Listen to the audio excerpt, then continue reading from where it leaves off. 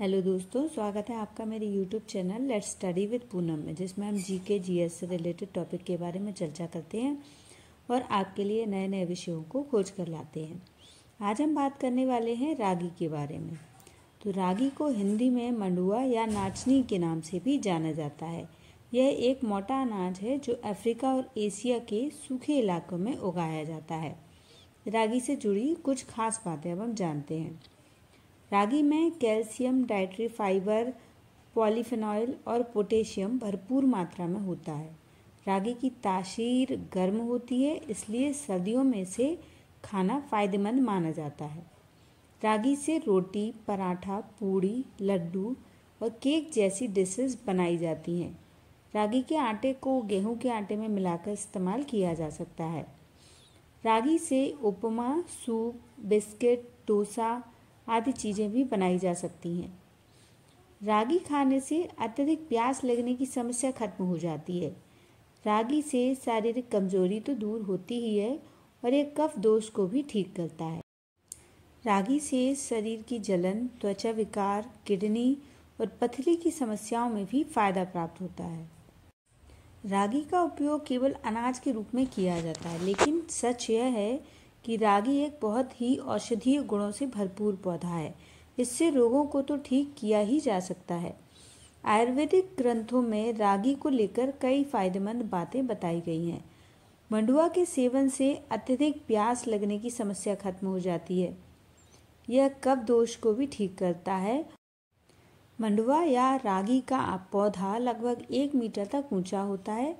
इसके फल गोलाकार और चपटे और झुर्रीदार होते हैं। मंडुए के बीज गोलाकार, गहरे भूरे रंग के और चिकने होते हैं। रागी के सेवन से डायबिटीज़ के खतरे को काफ़ी हद तक कम किया जा सकता है। रागी में अच्छी खासी मात्रा में डाइटरी फाइबर्स मौजूद होते हैं। साथ ही ग्लाइसेमिक इंडेक्स भी कम होता है। इससे ब्लड शुगर लेवल कंट्रोल हो रहता है और अगर आप डायबिटीज़ के मरीज़ हैं तो आपको इसे अपनी डाइट में ज़रूर शामिल करना चाहिए।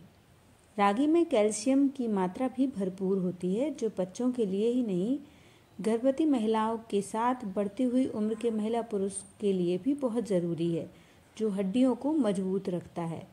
कैल्शियम के अलावा ये अनाज विटामिन डी से भी भरपूर होता है। विटामिन डी कैल्शियम एब्जॉर्ब करने का काम करता है, जो सर्दियों में कई बार धूप लेना मुश्किल हो जाता है। ऐसे में रागी को अपनी डाइट में शामिल करना आवश्यक होता है।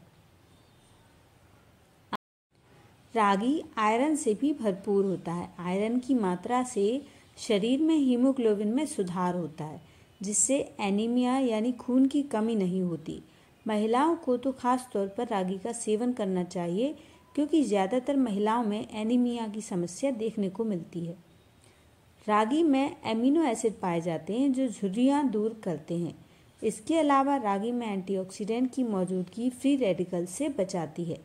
फ्री रेडिकल्स का असर कम होने पर शरीर कई तरह की बीमारियों से महफूज रहता है और त्वचा पर बढ़ती उम्र का असर भी नहीं आने देता। रागी बैड कोलेस्ट्रॉल को कम करने में सहायक होता है। इसमें मौजूद डाइटरी फाइबर्स शरीर में बढ़े हुए बैड कोलेस्ट्रॉल के असर को कम करता है। बैड कोलेस्ट्रॉल की वजह से हृदय रोगों का खतरा बढ़ जाता है। रागी में मिलने वाले प्रोटीन की मात्रा चावल में मिलने वाले प्रोटीन के लगभग बराबर ही है, पर रागी की कुछ किस्मों में ये दोगुनी भी होती है। ज़्यादातर महत्वपूर्ण बात यह है कि प्रोटीन एक अलग ही तरह का है, जो दूसरे अनाजों में नहीं मिलता है। शाकाहारी लोगों के लिए खास तौर से ये अनाज प्रोटीन का एक अच्छा स्रोत है, क्योंकि इसमें मेथियोनाइन होता है, जो प्रोटीन का 5% भाग देता है। रागी खनिजों का भी बहुत अच्छा स्रोत है। दूसरे अनाजों की तुलना में इसमें कैल्शियम की मात्रा 5 से 30 गुना ज़्यादा होती है। इसमें फास्फोरस, पोटेशियम, लोहा भी अच्छी मात्रा में होता है।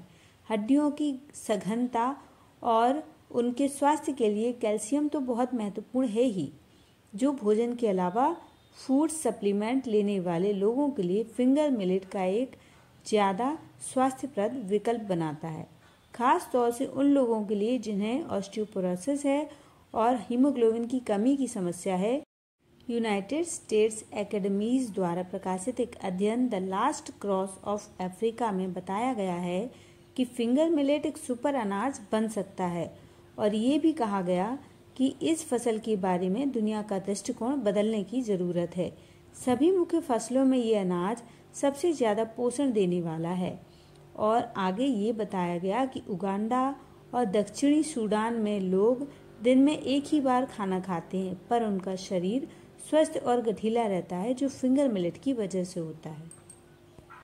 लोगों में डायबिटीज़ बहुत बड़े स्तर पर होने की वजह से ऐसे अनाज की मांग बढ़ रही है जिसमें रेशे का उच्च स्तर हो और जिसमें फायदेमंद फाइटोकेमिकल्स और जटिल कार्बोहाइड्रेट्स हों। फाइटोकेमिकल्स पौधे से मिलने वाले रासायनिक यौगिकों का एक बड़ा समूह है जो रोगों से लड़ने की हमारी योग्यता के लिए महत्वपूर्ण है। ये सभी रसायन सामान्य रूप से अनाज की बाहरी परत में या बीज के खोल में मिलते हैं। इसलिए अनाज के दानों को उनके पूरे रूप में खाया जाना चाहिए। खास तौर से ज्वार, चावल, मक्का, गेहूं की तुलना में रागी के दानों के खोल में पॉलीफेनॉल अधिक मात्रा में होता है। इसकी फेनोलिक की मात्रा चावल के मुकाबले 40 गुना और गेहूं के मुकाबले 5 गुना होती है। सभी मिलेट्स में रागी की तुलना फॉक्सटेल मिलेट से की जाती है और कोदो मिलेट के बाद इसका दूसरा नंबर आता है। शुरुआती अध्ययन से पता चला है कि फिंगर मिलेट खून में ग्लूकोज की मात्रा पर काबू करता है और हाइपरग्लाइसेमिक और ऑक्सीडेटिव दबाव को भी कम करती है। डायबिटीज़ के रोगियों को होने वाले घावों को ठीक करने की प्रक्रिया को भी फिंगर मिलेट तेज करता है। फिंगर मिलेट में ऐसे गुण पाए जाते हैं जो बहुत सारे बुरे बैक्टीरिया को खत्म करते हैं।